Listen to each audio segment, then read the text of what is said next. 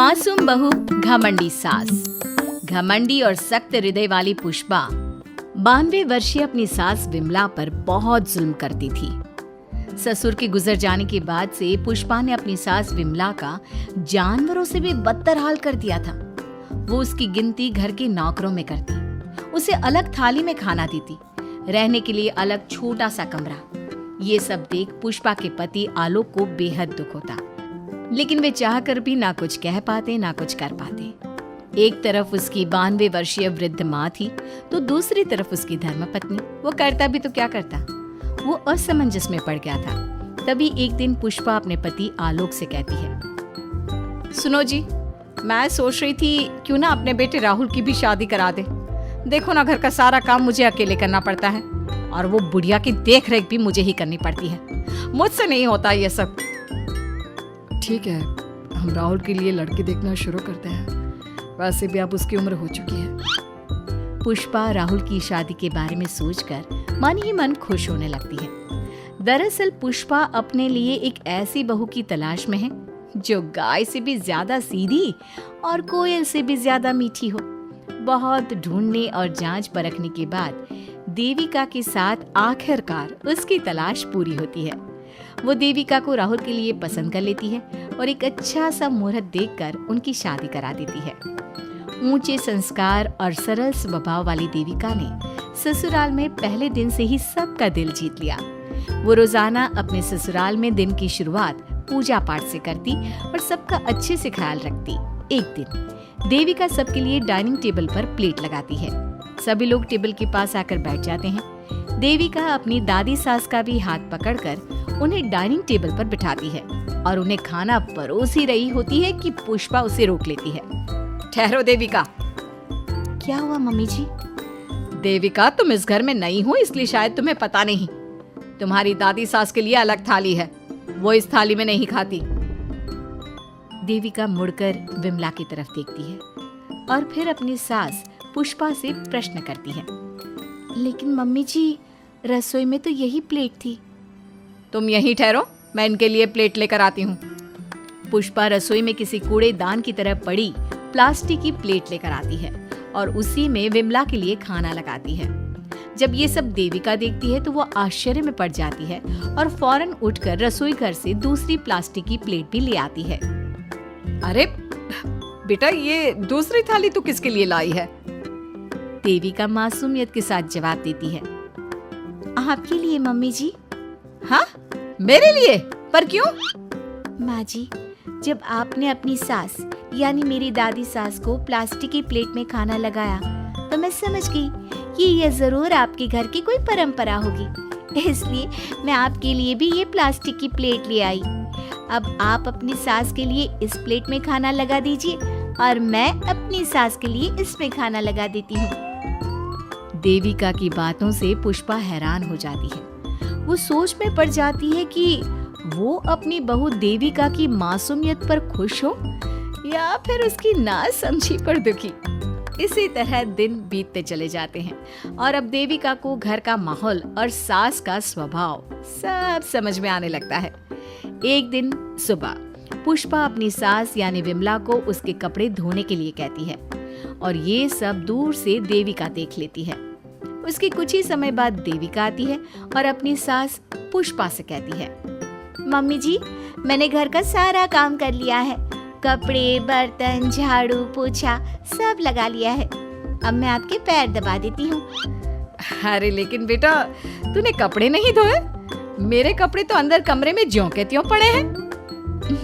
मैंने आपके कपड़े नहीं धोए मम्मी जी। आप जब दादी से बोल रही थी ना कि आज उन्हें अपने कपड़े खुद धोने होंगे, तो मैंने सब सुन लिया था। फिर मुझे लगा आज पूर्णिमा भी है, इसलिए शायद ये आपके घर की कोई रस्म होगी, तो मैंने आपके कपड़े भी नहीं धोए मम्मी जी। देविका की बातें सुनकर पुष्पा अपना सर पकड़ लेती है और मन ही मन कहती है, ये तो जरूरत से कुछ ज्यादा ही सीधी है। अब क्या करूं मैं इसका? इस बुढ़िया ने मुझे परेशान करके रख दिया है। एक तरफ वो जरूरत से ज्यादा सीधी मेरी बहू जो मेरी हर हरकत को इस घर का रिवाज समझ लेती है, और दूसरी तरफ ये बुढ़िया जो रोज अपना बिस्तर गंदा कर देती है। आए बुढ़िया, अब कौन करेगा ये बिस्तर साफ? बाहर से नौकर बुलाने पड़ेंगे क्या? चल जल्दी से अपना बिस्तर साफ कर, गंद मचा कर रखा है। बहू, तू ऐसा क्यों कहती है? मैंने तेरा क्या बिगाड़ा है? मैंने तो कभी तुझसे ऊंची आवाज में बात तक नहीं की, फिर तू मुझसे इतनी नफरत क्यों करती है?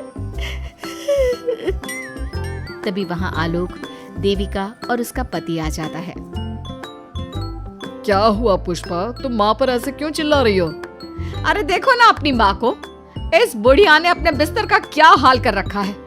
कितनी बदबू आ रही है इस बिस्तर से, किसी काम की नहीं ये बुढ़िया। आप एक काम क्यों नहीं करते, इस बुढ़िया को वृद्धाश्रम क्यों नहीं छोड़ आते? आलोक ये सुनकर परेशान हो जाता है। वो मन ही मन अपनी माँ से अपनी गलतियों की माफी तो मांगता है, लेकिन जुबान से कुछ नहीं बोलता। बहू, ऐसा मत कर बेटा, तू जैसा बोलेगी मैं ठीक वैसा ही करूंगी। मैं अभी इस बिस्तर को साफ कर देती हूँ, पर प्लीज मुझे इस घर से मत निकाल। ये घर मेरे पति की आखिरी निशानी है। मैं अपनी अंतिम सांस तक इसी घर में रहना चाहती हूँ। माँ जी, दादी सास का बिस्तर मैं साफ कर दूंगी और अब से आपको कोई शिकायत का मौका भी नहीं दूंगी। आप प्लीज दादी को वृद्धाश्रम मत भेजिए। हाँ माँ, दादी को रहने दीजिए ना यहीं पर, उनके बिना ये घर बिल्कुल अच्छा नहीं लगेगा। देखो बेटा, इनका जाना जरूरी है। अब इनकी उम्र हो चुकी है, इसलिए अब इन्हें अपनी बाकी की जिंदगी वहीं बितानी पड़ेगी। इतने में देविका वहाँ से चली जाती है और कुछ ही मिनट बाद एक बड़ा सा बैग लेकर वहाँ पहुँच जाती है। देविका के हाथ में बैग देखकर सब अचंभे में पड़ जाते हैं। अरे देविका, तुम ये बैग कहाँ से लाई? तुम कहीं जा रही हो क्या?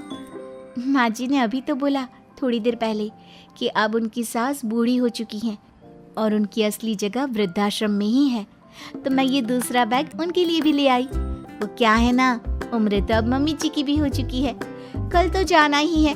इससे अच्छा अभी चली जाएंगी तो दादी सास को भी एक सहारा मिल जाएगा। क्या? क्यों बहू, तू मुझे वृद्धाश्रम भेजेगी हैं? अपनी सास को? मम्मी जी, अगर आप इस परंपरा का पालन करेंगी तो मुझे भी तो इस परंपरा का पालन करना पड़ेगा ना। मैं बिल्कुल आपकी तरह बनना चाहती हूँ। मेरी माँ कहा करती थी, ससुराल में बिल्कुल अपनी सास के नक्शे कदम पर ही चलना। जैसा वो करें और जैसा वो रहे, ठीक वैसा ही रहना। तभी मैं एक अच्छी बहू बनने में कामयाब हो पाऊंगी ना सासू माँ। देविका की ये बातें सुनकर पुष्पा की आंखों में आंसू आ जाते हैं। देविका की बातों में उसे मासूमियत के साथ साथ आज बहुत सी चीजें सुनाई देती हैं, जो चीख चीख कर बताती है कि वो आज तक कितना गलत करते आई है। बेटा, तूने तो मेरी आंखें खोल दी। अपने ससुर के देहांत के बाद मैंने न जाने अपनी सास पर कितने अत्याचार किए, उन्हें कितना जलील किया, खरी खोटी सुनाई। आज अगर तू नहीं होती तो मुझे कभी अपनी गलतियों का एहसास तक नहीं होता। देर से ही सही, आपको अच्छे बुरे का एहसास हुआ, यही बहुत बड़ी बात है। मम्मी जी, तो अब आपके सामान का क्या करना है?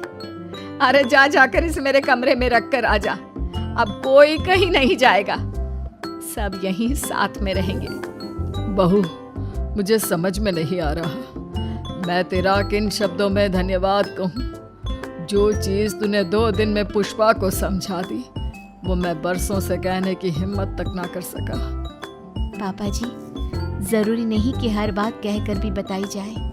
कभी कभी अपनी गलतियों का एहसास कराना भी जरूरी होता है, और मैंने भी मम्मी जी के साथ ठीक वैसा ही किया। उन्हें उनकी गलतियों का एहसास कराया और देखिए आज सब ठीक हो गया। सच में देविका, तुमने आज हम सबको बहुत बड़ी सीख दी है। अब पुष्पा सुधर जाती है और घर की पूरी जिम्मेदारी देविका को सौंप देती है, और अब उनका परिवार एक सुखी और समृद्ध परिवार की तरह रहने लगता है।